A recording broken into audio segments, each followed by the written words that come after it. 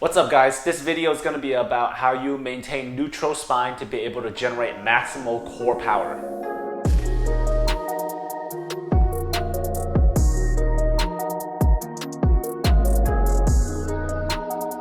So maintaining neutral spine is very important, mainly because the spine is the engine for movement in the human body.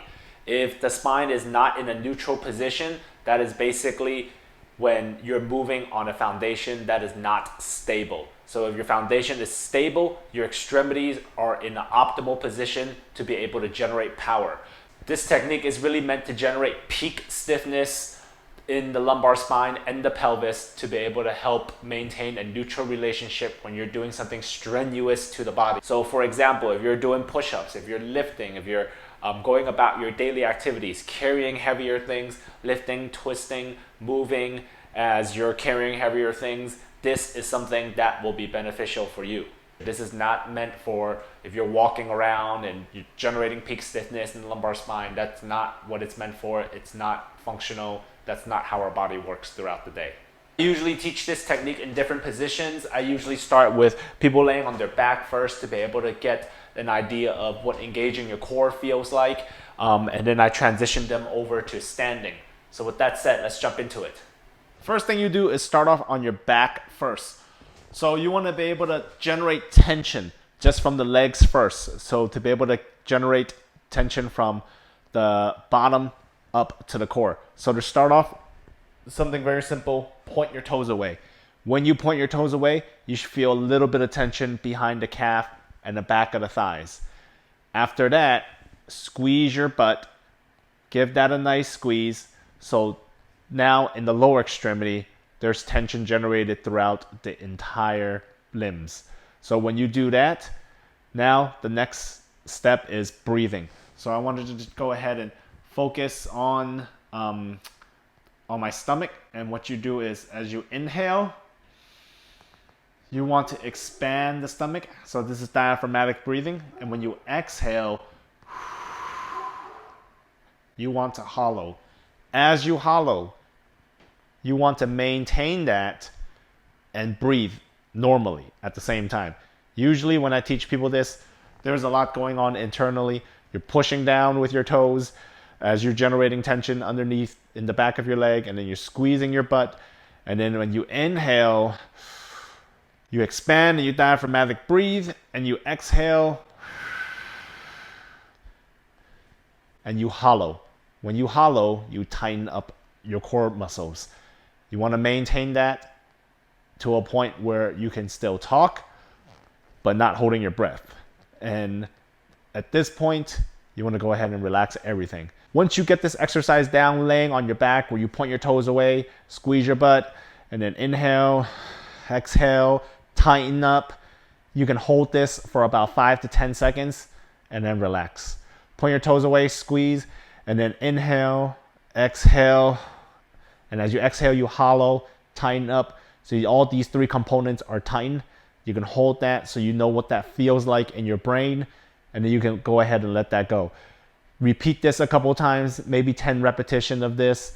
And then what you do is you would transition this exercise to standing, because teaching this exercise in laying on your back is the easiest way to learn it.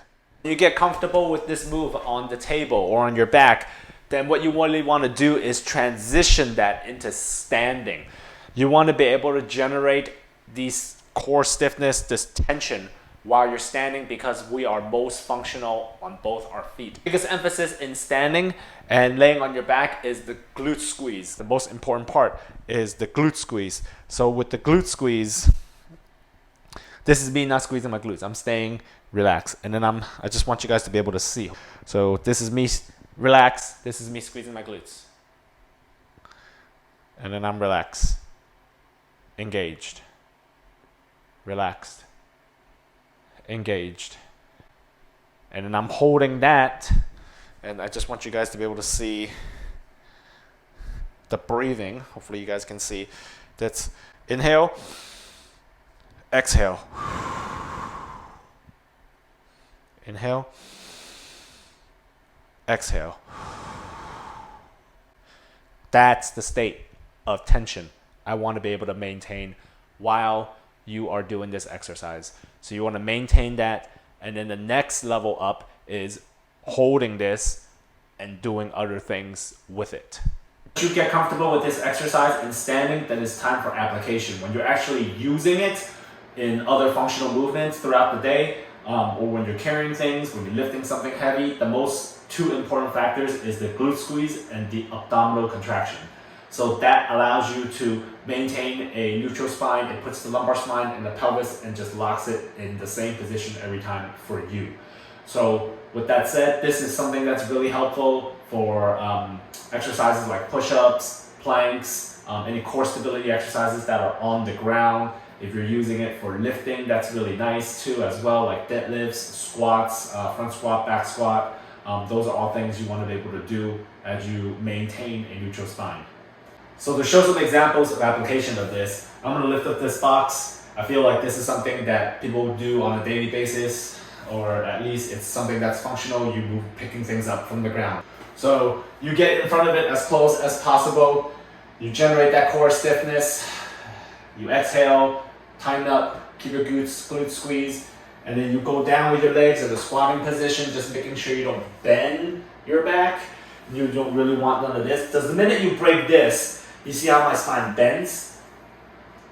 That's no longer neutral spine. So you want to be able to maintain, engage your core here, use your legs, come down, and then you come up, versus kind of bending down and then coming back up. So that's using your spine to you basically just use your spine to lift that up if that's how you were going to lift it. Versus when you tighten things up and then you engage your glutes, you come down, keep things tight, and then keep the spine neutral, and then you lift. Same thing with the deadlift pattern. When you hip hinge, you kind of point your butt back and you just kind of let this down. So I'm bending a lot, but I'm bending at my hip versus at my back. So if I'm bending at the back, it will look like this, and then I'm just lifting this up. Versus me bending at my hip, so my hip goes back, my core's still tight, I'm able to maintain that tension, my back is still straight, and then I just come up with my legs. So I'm hinging at the hip instead. Another area where I can see this implement a lot is in a push-up position or in a plank position. These are the times where you don't really want to let the low back or the pelvis sag when you're going up or down, especially when you're holding a plank position or in a push-up. So let me just show you what I mean.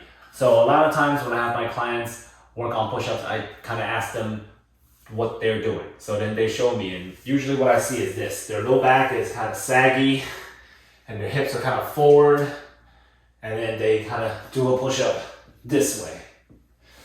So instead, you want to implement the technique that I was talking about. You want to engage your core, you want to squeeze your glutes. So the first thing is when you're sagging in your hips and your low back, your spine is not neutral. So you want to put that in a neutral position to be able to generate maximal stiffness to get the most bang for the buck. So squeeze your glutes, and as you squeeze your glutes, you want to go ahead and hollow. And as you hollow, you should already feel that the muscles are engaged, meaning you just feel more tightness. As you hold that position, now you can go ahead and do push-ups with that, versus if you just let it go. So if you just let it go, and I don't know if you guys can see, but I'm trying to overemphasize here. You're just almost arching your back, just letting it sag into the ground, and then now you're doing push-ups. And then when you're doing that, it actually hurts the spine more than not. So you want to go ahead and squeeze your glutes, hollow the abdominals, engage your core. Now go ahead and do push-ups. Now you're doing this in a single unit. So you want your entire body to go up and down versus just your low back and your hips sagging, and then your upper body going up and down.